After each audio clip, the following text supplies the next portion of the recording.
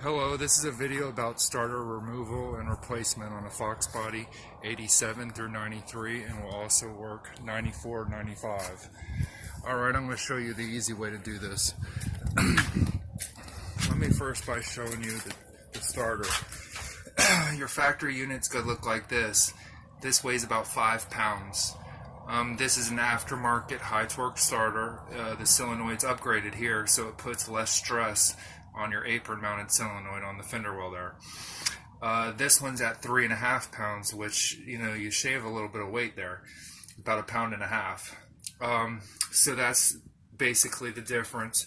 As you can see, one's a lot thinner than the other, and you'd think the thicker one would be more heavy duty, but it's not.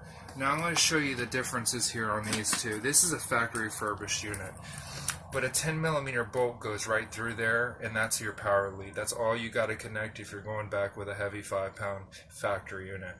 But if you decide to go to this deal, you're going to have to do some modifications. And let me show you. This top bolt is where the power goes to. And you're going to have to adapt your plug, which means cut your power on the harness there and buy a fitting, which I got. It's a little U-joint fitting with a 4-gauge wire into it, and I'm going to open this up and clamp it around. There's 2 bolts that hold either of these up, and they're the same bolts, so you can reuse them. They're 1/2-inch bolts. But there's a trick to getting these bolts out in this car without giving you a headache and saying a whole bunch of curse words. Well, let me show you the trick.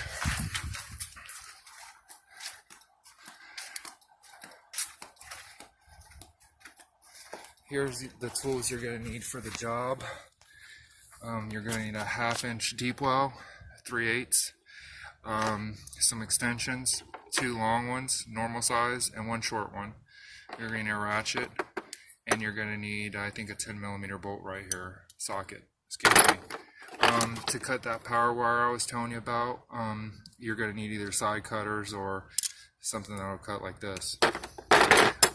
Here is the bolt that holds it, and I'm going to show you that real quick and then show you how to get to the 2 bolts and make it easy, life easiest on you.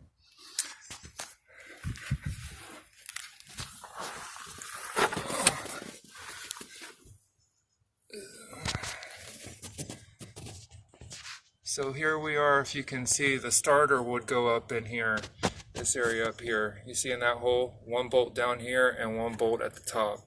This bottom bolt you can get with a 1/2-inch and a wrench right there. You have plenty of clearance on that. That's not the problem. That's an easy bolt. Now I'm going to show you while I'm down here. See, this bolt goes through here. This 10mm bolt goes through here.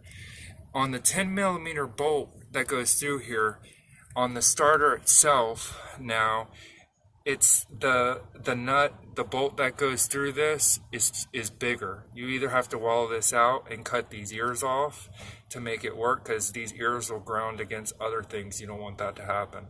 So I figured I'm not going to mess with wallowing this out and cutting ears off. I'm just going to take this piece off, put another piece here, attach it to my starter, push it back up, and put the bolts in. Well, like I said, the bottom bolt here, the 1/2-inch bolt's going to be very easy. That holds it on the bottom. Now the top one is going to be the pain in the butt because it's hard to get to. But there's a trick with the extensions and the deep well socket. I'm going to go ahead and show it to you.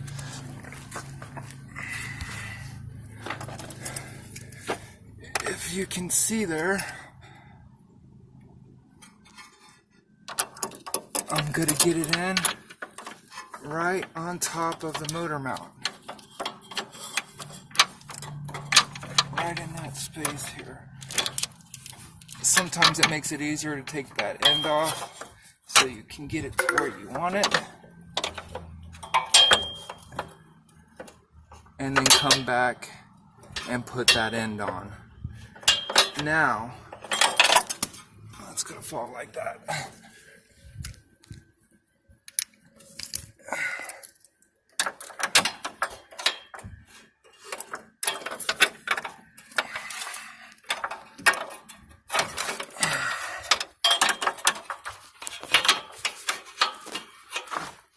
Damn it, you need 2 hands for this.